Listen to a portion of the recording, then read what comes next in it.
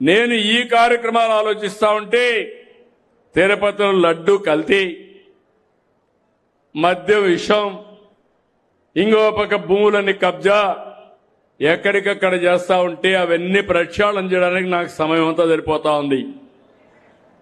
దానిపైన మళ్ళా తప్పుడు ప్రచారం, సిబిఐ రిపోర్ట్ ఇచ్చినా దానిపైన తప్పుడు ప్రచారం.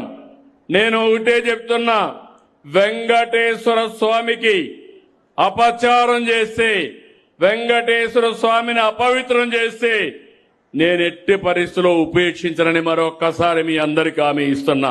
నేను చెయ్యను, వేరే వాళ్ళని చేయనీయను. ఇంకో పక్క ప్రార్థనాలయాలు కూడా, మసీదులు గాని చర్చిలు గాని వాళ్ళని గౌరవిస్తాం, అవి కూడా కాపాడుతాం. మత సామరస్యాన్ని కాపాడాలి, ప్రతి ఒక్కరి మనోభావాలను కాపాడాలి.